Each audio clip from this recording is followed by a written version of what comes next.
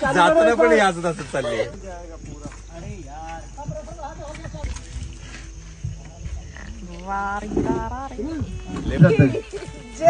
ओम नमो पार्वती पते हर हर महादेव. गरम आहे गरम आहे गरम. थंडी बसते तब.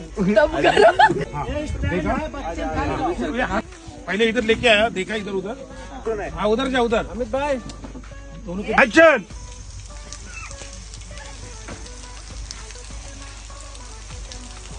एक्शन.